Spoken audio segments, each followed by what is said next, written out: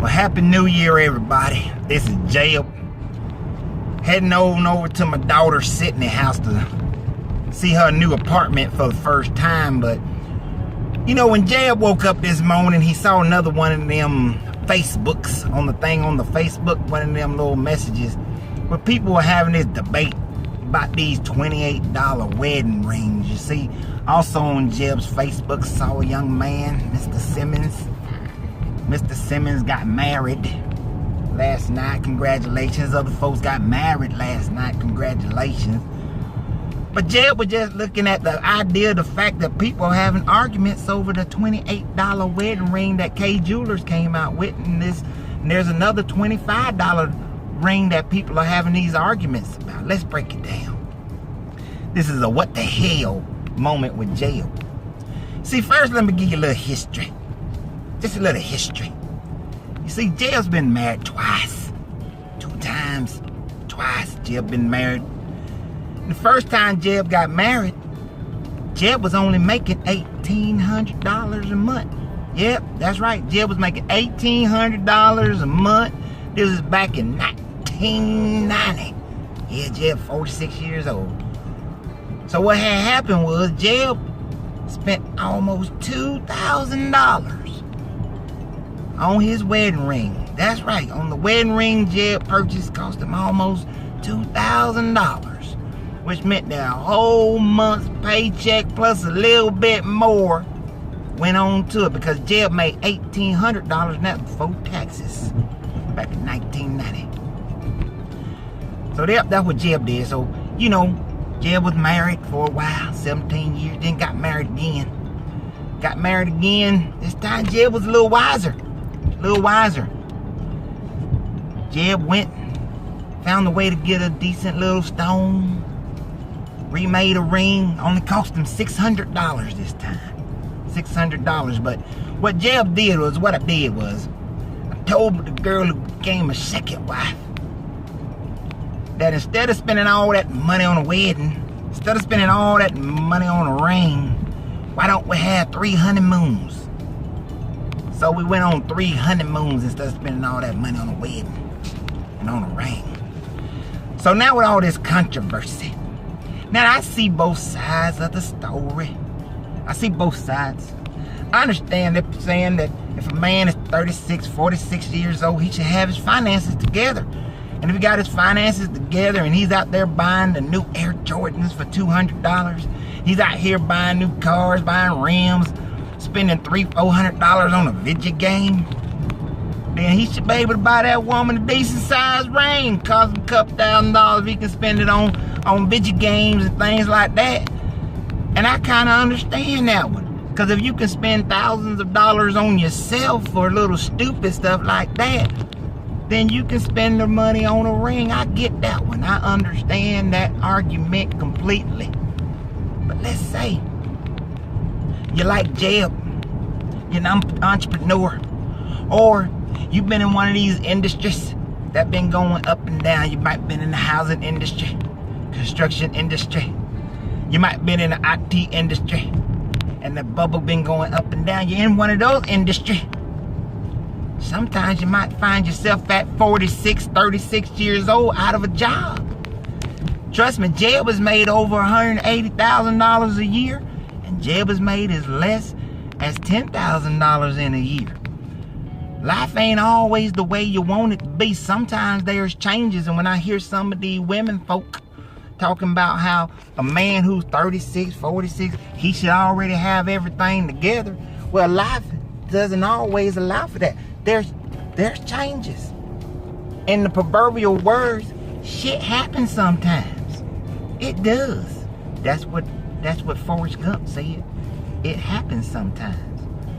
So let me tell you, when a woman says that, when Jeb hears a woman say that, what Jeb is really hearing is that if he were to get with that there woman, even though Jeb is more than happy to be with Gina Tate, but if Jeb were to be with that there kind of woman, then that means that if Jeb ever fell on hard times, if Jeb's business were to go under, if Jeb's company career were to just fall out of the marketplace, then that she ain't gonna be too happy with Jeb. she might stay, but she gonna put a lot of pressure, a lot of undue pressure on Jeb. She may not be Jeb's refuge. She may be a source of stress, a source of frustration. And when a man is trying to put something back together, that's not what he needs. That's not what he needs. So I'm asking you, ladies, if you're putting everything about the marriage on a ring, and you're putting everything about the marriage on a man's financial stability, then you really shouldn't get married, because nobody actually has guaranteed financial stability. How many rich folks lose it all? How many middle class people lose it all? How many people go through homelessness all the time? It happens. I'm telling you, it happens. So Jeb's opinion on the $28, $25 ring controversy is this. If a man has the ability and is within financial reasons to buy a little bit more expensive ring, that's fine. But if him and his bride decide that they ain't gonna waste no money on a ring like that, and they rather put that money towards an investment, put that money towards a trip, put that money towards buying a house, then I think that's fine too. Because here's another thing that Jeb thinks about. Jeb thinks about all the blood diamonds. Thinks about all the diamonds that people are dying over. We know that the De Beers company, they got a chokehold on the whole diamond industry. Diamonds are plentiful all over the world, but because they only allow a few of them out at a time, they're putting a choke on. They're infatuating. Jeb don't know them big words. They are making the market too high. They faking the market. It's a con. Diamonds are not that valuable, but because they got a chokehold. It's called, overinflation. Gina Tate told me that. She whispered it in my ear. But because they got that, and they doing that, y'all think that diamonds are an expensive item, but it really not. Jeb's been to Israel and seen the real price point on diamonds. Jeb's been to Africa, seen the real price point on diamonds. Jeb's seen some of these people who are dying, children dying, folks dying over these diamonds that they fishing out the rivers and on the grounds, and they killing folks over them. So I really wouldn't want, Jeb wouldn't really want to buy a diamond simply for that reason in itself. But if that's what you want to do, there's no judgment. Jeb's not judging you. One of Jeb's good friends, he about to get married in May. Spent $10,000 on the ring. Spending thousands and tens of thousands on the wedding. Jeb think he's crazy as hell get out. He's crazy. He's batshit crazy as far as Jeb's concerned. But thing about it, that's what him and his bride want to do. Jeb ain't got no problem with it. That's what they want to do because he can afford it. Now, if he couldn't afford it, I'd have to have a little sit down with him. But for everybody who got their complaints, this is where communication comes in. Sit down. Have a conversation with your woman. Get to know her a little better. Say, baby, if I bought you this nice ring right here, may only cost a couple of $1,000. Is it more about the ring, or is it about our relationship? Is it about the non-ending circle of continuous love that the ring symbolizes, where it has no end and no beginning? Is it about that?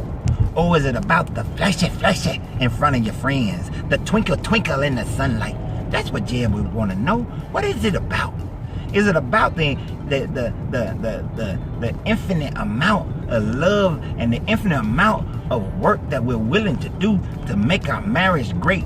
Or is it about the work that somebody did to fashion a piece of jewelry that you can't take with you? That you can't take with you. You can take my love with you, but you can't take the jewelry with you. So, at the end of the day, it's all everybody's perspective. I don't think we can down anybody for any aspect of it except trying to go into debt for it. Jeb don't think anybody should go into debt to get married or go into debt for a dang on ring. And if somebody is willing, if they don't mind the $28, $25 ring, that's fine. We shouldn't judge them. But this has been Jeb. And the last part is, if you want a man to go into debt just so you can have a ring to be flashy, what the hell? What the hell?